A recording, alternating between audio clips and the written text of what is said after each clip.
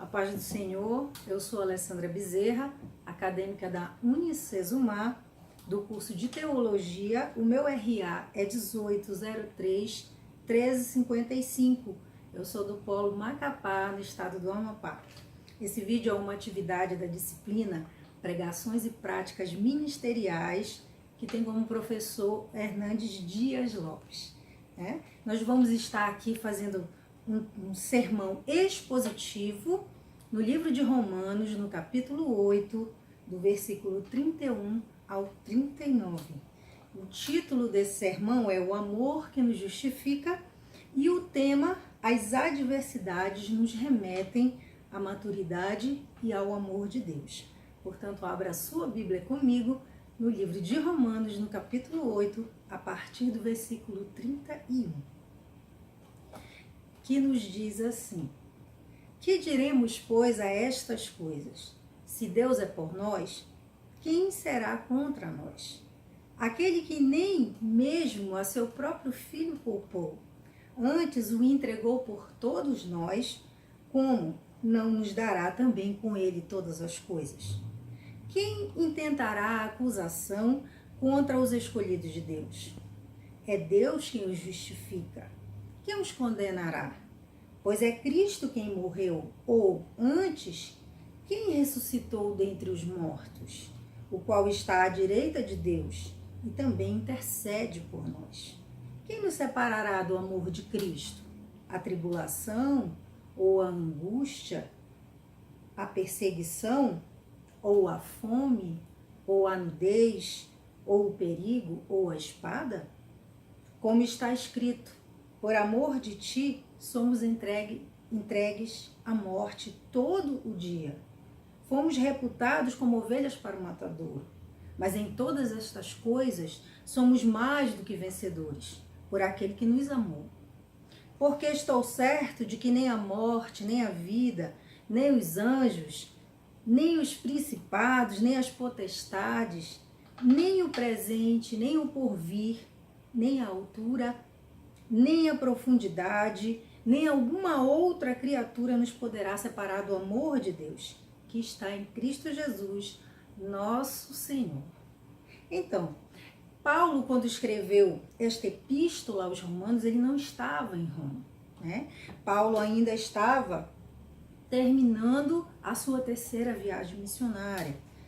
Portanto, essa epístola foi escrita por volta de 56, 57 depois de Cristo, E ele também expõe no início dessa carta o desejo de ir até Roma, conhecer a obra, conhecer os irmãos que já faziam obra ali, até porque Paulo não havia fundado aquela igreja, Não era uma das igrejas que Paulo havia fundado. Portanto, ele queria conhecer o campo missionário, saber quais eram as dificuldades dos irmãos ali, que sabemos nós que havia conflitos, porque afinal de contas era uma igreja onde tinha gentios e judeus, mas o interesse maior de Paulo não era ficar em Roma, era ir para a Espanha, já que na Espanha não havia ainda obra, não havia nenhuma igreja, não havia uma comunidade cristã ainda. Então o propósito de Paulo era ir até Roma, para que depois ele pudesse, então, ir até a Espanha,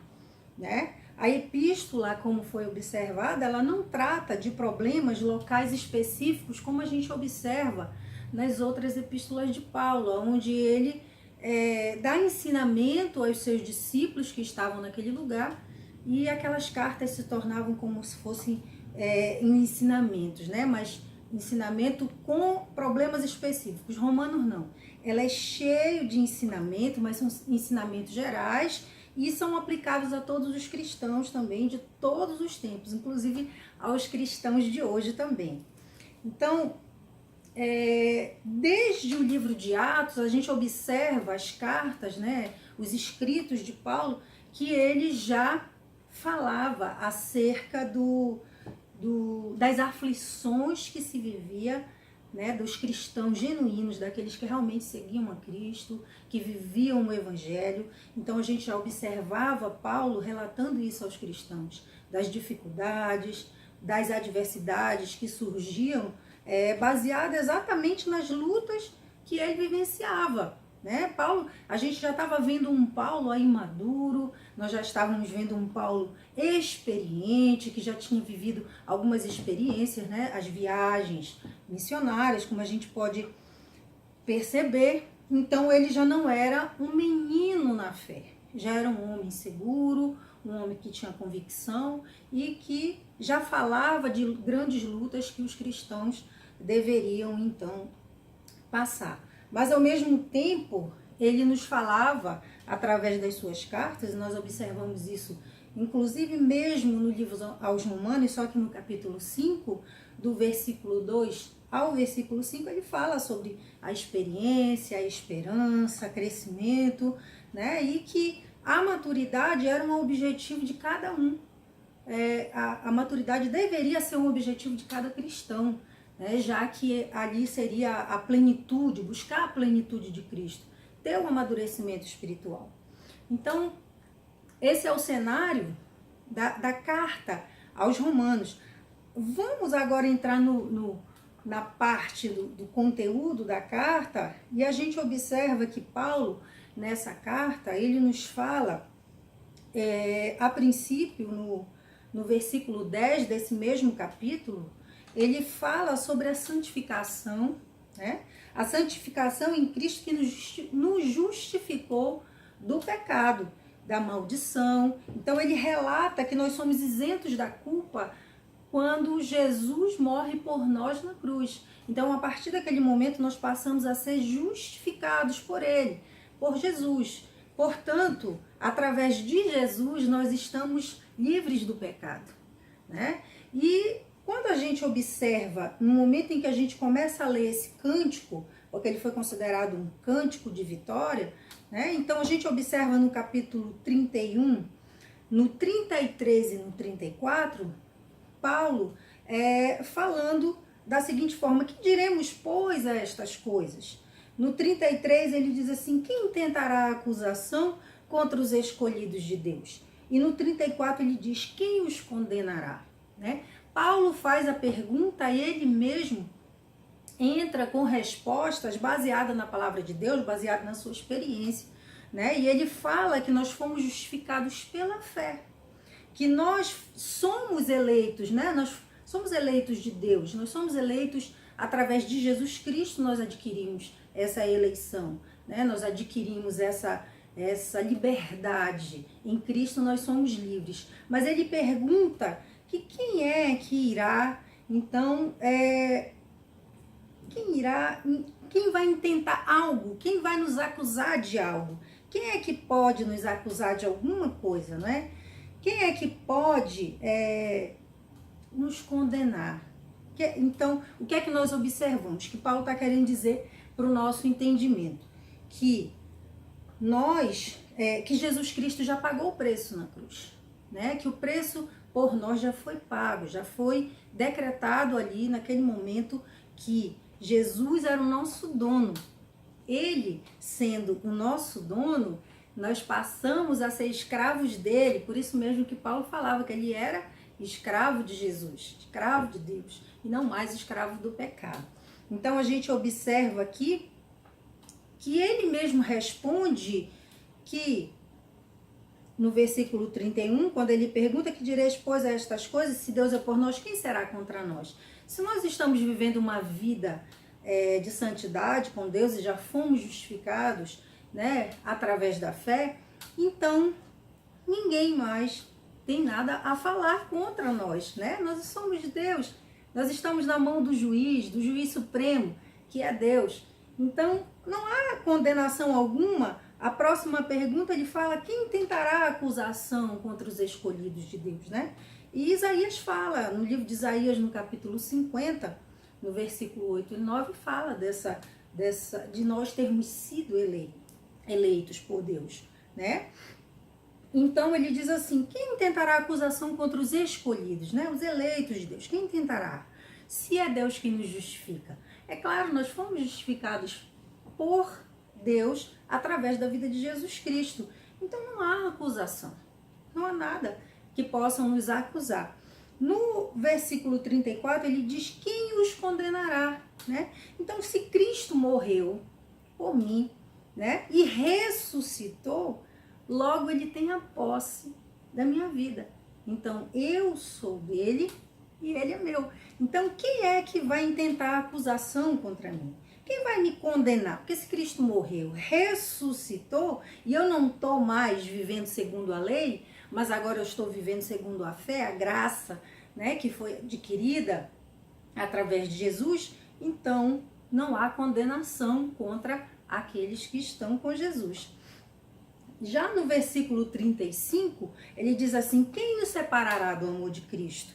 Né? E ele aponta as adversidades que, para quem vive debaixo da vontade do Senhor, sabe que elas são diárias e contínuas. Tribulação, angústia, perseguição, né? E ele provavelmente esteja aqui se remetendo às suas viagens missionárias, como consta no livro de Atos, no capítulo 13, 14, 15, 17 e 24, onde ele passa perseguições, onde ele passa tribulações, onde ele passa diversos momentos de angústia. Então ele está falando das experiências por ele vivida e que nenhum cristão está longe de viver também as mesmas experiências. Afinal de contas, nós estamos indo rumo ao mesmo caminho, né? Que é o encontro de Cristo. E ele também, a gente já observa um Paulo maduro, como eu havia falado. Paulo já está ali maduro, convicto daquilo que ele está falando.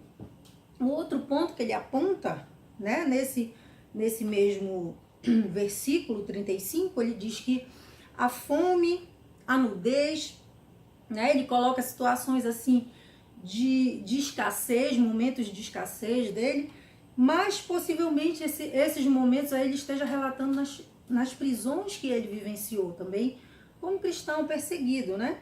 Nós sabemos que Paulo foi um político que foi preso político, portanto ele vivenciou momentos também dentro das prisões, onde consta no livro de Atos, no capítulo 16, no 21, no 23, no 24 e no 27 também. Ele fala sobre alguma coisa a respeito das prisões que ele vivenciou. Outro momento que nós observamos ainda no versículo 35, ele fala sobre o perigo e a espada, né? E isso evidencia a condição de Paulo como prisioneiro político, né? E que ele sabia que a caminhada dele provavelmente chegaria a um momento aonde ele seria condenado, né? E seria morto, assim como ele fala, assim como todos nós fomos entregues por amor de ti, por amor a Jesus, nós fomos entregues também, assim como Jesus foi entregue, né? Foi entregue ao matadouro, foi como ovelha muda, e nós também. Então ele sabia do perigo que havia em seguir a Cristo, em fazer a obra, em levar a palavra de Deus. O terceiro versículo que eu quero relatar aqui é o 37, que ele diz assim: mas em todas essas coisas nós somos mais do que vencedores, né? E a gente observa que Paulo, apesar dele ter colocado os momentos difíceis, as angústias, as tribulações, ele também coloca um momento aí de confiança, de certeza, de esperança, né? Principalmente porque aqui não é uma confiança comum que ele coloca, quando ele diz assim, mais do que vencedores, né? Ele fala de algo que realmente não é comum, não é uma vitória qualquer, não é uma certeza qualquer. Ele está falando convictamente que nós seremos vencedores e mais do que vencedores. Então ele traduz aqui confiança e certeza, né, do amor de Deus, porque ele sabia que aquele que nos amou, esse sim nos daria a nossa paga, nos daria o entendimento necessário, nos daria esperança para a nossa vida, né, para a nossa mente, para que o nosso coração continuasse ali junto com a vontade de Deus, para que a gente não viesse a sair da presença de Deus, esmorecer, desfalecer diante das provas. Então ele fala do amor de Deus e fala que esse amor é um amor muito grandioso por nós, né? De algo muito grande mesmo, que só por conta desse amor é que nós suportaríamos passar por todas as tribulações que ele relata aqui no versículo anterior. E no versículo 38, ele nos diz assim: porque eu estou certo de que nem a morte, né, nem a vida, nem os anjos. Então ele relata tudo aquilo que possa vir a nos parar, né? Seja qual for a criação, ele já nos diz assim que nada pode nos separar desse amor de Deus, nada, nem o porvir, nem o que nós vivemos no presente e nem o que nós viveremos amanhã. Então ele diz assim, que a aflição não se compara com a glória que ainda virá, né? Ele fala no versículo 18 desse mesmo capítulo. E também ele nos diz assim, que não importa o cenário, ele nos mostra aqui, não importa se está em cima, se está embaixo, não importa a situação, o que importa é que em cada cenário Deus não vai nos deixar, não vai nos abandonar, né? Ele também cita algo que está no livro de Salmo, que foi escrito por Davi, quando ele fala que o Senhor nos livra de todas as tribulações, de todas as perseguições, né? Ele faz uma comparação. Então cabe a todo cristão genuíno viver isso tudo. Porque se Jesus viveu e Deus não poupou nem a vida do seu próprio filho, claro que todos nós também teríamos que passar por todas essas situações, né? Então, assim, a carta de Paulo, ela nos mostra o amor de Deus que nos liberta do medo. Isso a gente pode verificar lá no livro na primeira epístola de João, onde ele fala que o amor de Deus joga fora todo medo. Então, quando nós seguimos a Cristo, a gente tem que manter esse medo de lado, a ansiedade de lado, né? Ele fala também que nós devemos alcançar a estatura perfeita de Cristo, né? Essa estatura, sem dúvida, é um caminho que todo cristão tem que trilhar. Está no livro de Efésios, no capítulo 4, né? No versículo 13. E fala também para nós, através dessa carta, sobre estabilidade espiritual, né? Que nos leva do leite ao alimento sólido, saindo da meninice para uma vida mais madura, um cristão habilitado na palavra, como ele escreveu lá no segunda epístola a Timóteo, no capítulo 3, no versículo 16 e 17, quando ele fala do homem perfeito, instruído, né? Então, como é que nós podemos trazer isso para a nossa vida? Como é que nós podemos aplicar esse conhecimento aqui de Paulo, essa epístola de Paulo? A gente observa assim, a primeira coisa, nós já fomos justificados, nós não somos mais condenados pelo pecado, né? Já aquele pecado que antes nos tirava o sono, ele já foi colocado tudo na mão de Deus. Cristo já pagou o preço por nós, né? Nós devemos viver sim hoje em comunhão com Deus e desenvolver a nossa salvação, como ele fala em Filipenses, no primeiro capítulo, no versículo 28, que ele nos diz que nós devemos desenvolver a vossa salvação. Ou seja, eu preciso me esforçar, eu preciso buscar, eu preciso me tornar uma varoa perfeita, buscar a palavra do Senhor, preciso ter conhecimento e entendimento, preciso desenvolver no meu coração o amor, porque sem o amor eu não consigo estender ao próximo o evangelho é amor, Deus é amor, e eu preciso proclamar esse evangelho com amor, com convicção. Só quem tem conhecimento de causa, só quem realmente conhece a palavra do Senhor é que tem essa convicção, né? Eu preciso ter certeza, eu preciso ter misericórdia dentro do meu coração, sofrer com os que sofrem, chorar com os que choram, como está escrito no livro de 1 Coríntios, no capítulo 12, no versículo 15, e principalmente amadurecer. Porque quando eu amadureço, fica muito mais fácil de eu trazer pessoas do mundo, tirar pessoas da mão do inimigo da nossa alma, e sem dúvida nenhuma, se for com o meu coração cheio de descrenças e de incertezas, eu não vou conseguir, então, libertar pessoas, que esse é o intuito, então, de todo cristão nesse mundo.